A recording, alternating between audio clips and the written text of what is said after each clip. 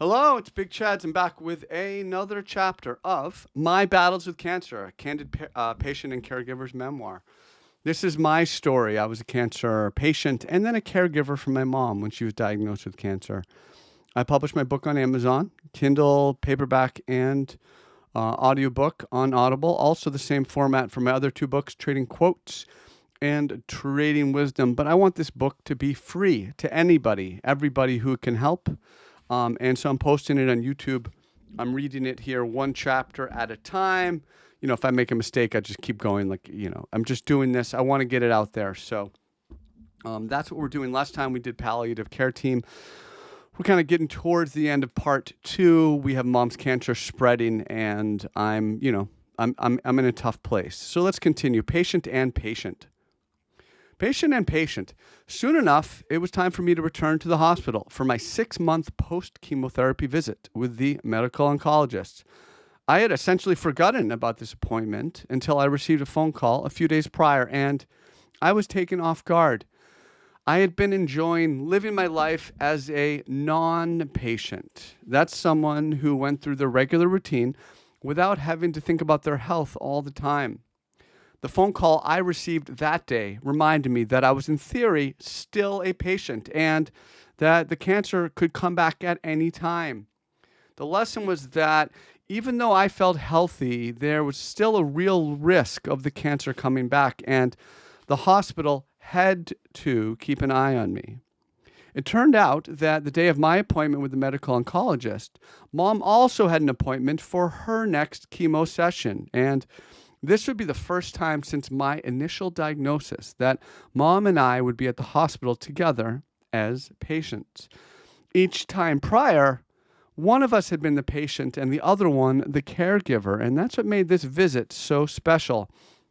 Mom and I had already shared so many things, and now we were going to be sharing one more. Patients in the same hospital at the same time. Once I arrived, I checked in, and they asked me the usual health screening questions, the ones they ask to make sure that any patient who walks in that door does not pose a health risk to the other patients. And it felt a little weird for me to be asked these questions again. I wanted to tell the man at the front desk that it was cool and I was not a sick cancer patient anymore. However, despite my protests, I gladly accepted that plastic hospital bracelet and I walked away towards my appointment. Once I found an empty seat to wait, I pulled out my phone to scan the morning's news. With a self-assured smile on my face, I gently sipped my coffee, feeling relaxed and confident as I tried to project to everyone else in that room that I was not there for medical care. Even though I knew inside it was a little bit weird to care what the other patients thought, I still felt the need to show strength. After all, I had spent so much time in that hospital feeling weak. Once my blood was drawn, I set off for my appointment with the medical oncologist. I was really looking forward to seeing him that day, as it had been months since our last meeting. This man was someone who I looked up to greatly, and I was incredibly excited to show him my progress in recovering from the treatments. Before meeting the doctor, my vital signs were taken, and then they placed me into an examination room before the man himself walked in, well-dressed and confident, as always. I greeted him with a big smile and handshake, and then we started to review the blood tests, and they were generally positive. He told me that he was pleased to see that there were no red flags, and in his opinion, I was doing quite well. However, there still were a few things that he wanted to highlight, such as the fact that I had gained some weight since our last visit. And he asked me why, and I told him that I had been depressed and I was coping by eating and drinking too much. The doctor understood what I was saying, but he wanted me to be more careful with my health going forward, especially my heart. The chemotherapy that I endured was a cardiac risk factor. And even though my risk of heart disease was low now, that would increase over time. The chemotherapy that had fought the cancer in my blood also did real damage to my heart. And so I needed to do whatever I could to live a healthier life. And that way I could avoid further increasing my chance of developing heart disease. The doctor emphasized that going forward, I should cut back on alcohol and food, and he offered to refer me to a social worker to help me deal with those feelings of depression. Graciously turning down his offer to meet with the social worker, instead, I promised to be more conscious about what I was drinking and eating, as well as about my heart. The doctor then asked me if I'd been having any night sweats, and I replied no, but the question startled me. The reason is he told me that the cancer could, in theory, come back at any point, and night sweats would be an early sign of that. When he asked me that question, it made it clear that even though I had thought that I was out of the woods, I still should not underestimate the ability of the cancer to return. And along those lines, going forward, I needed to be diligent at checking myself and reporting anything abnormal to the doctor.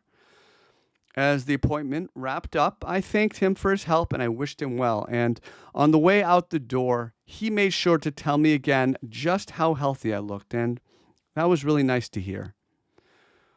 Once I left the examination room, I walked down the hall and towards the lobby, and I passed by a large black monitor on the wall. This monitor displayed a grid of all the examination rooms on that floor, and it included the names of the patients and the doctors who were in those rooms. And while I was scanning the names on the board, looking for Mom, I came upon my own name, and I was surprised. I had forgotten that I was there as a patient, even though I had just left my appointment. There was a disassociation in my mind where I had convinced myself that I was no longer a patient, even though I was wearing a plastic patient hospital bracelet. And seeing my name on the monitor snapped me back into reality. Both Mom and I were cancer patients, no matter how hard I tried to deny that fact. I eventually tracked down Mom through one of the nurses, and she was over in the infusion area. And when I pulled back the curtain to greet her, she had a nice smile on her face. She also seemed relaxed, despite the fact that she was hooked up to an IV machine. After sitting with her for a while and talking, Mom assured me that she was doing well and she did not need any more company. So I gave her a kiss and left. Having been through a lot that day, from meeting with my oncologist and learning about my cardiac risk factors to spending time with Mom during her chemotherapy treatment, I badly needed to decompress.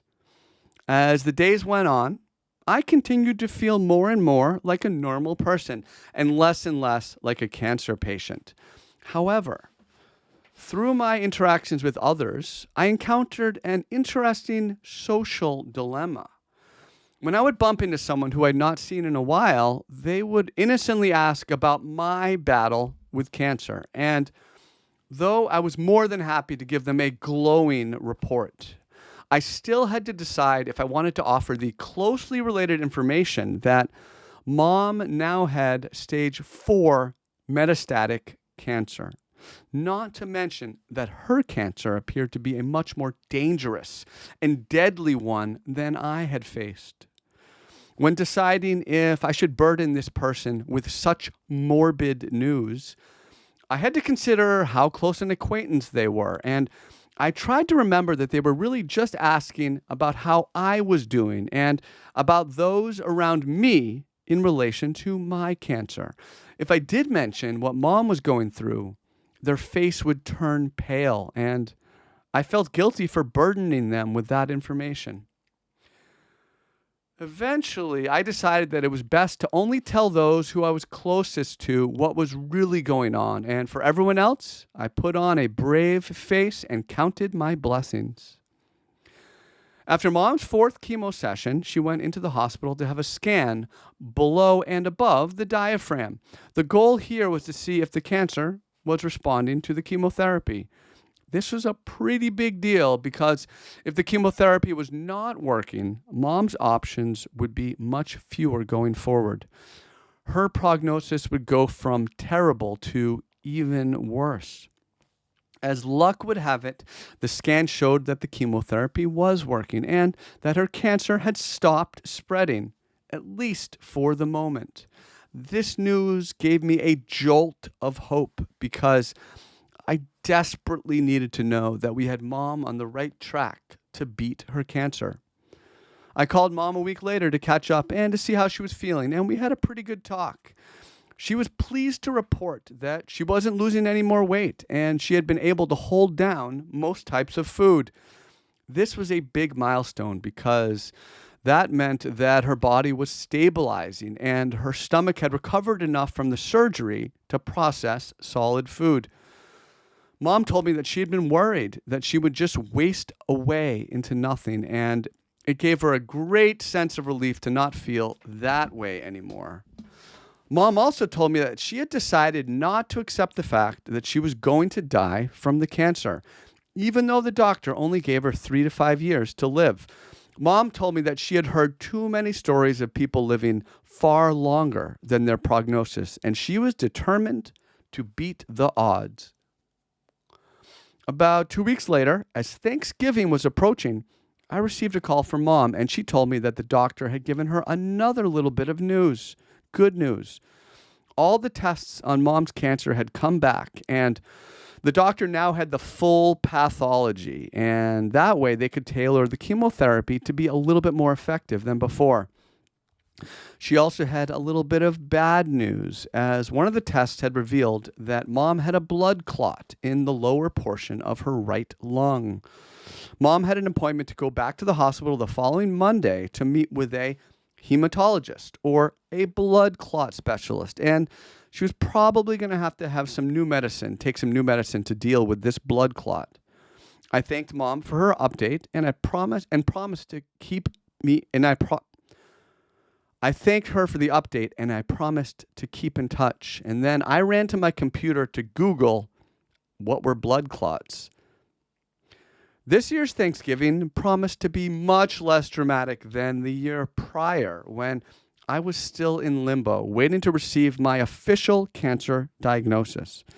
This year, I was looking forward to seeing friends and family and sharing that holiday spirit without the shadow of an enlarged lymph node in my left armpit.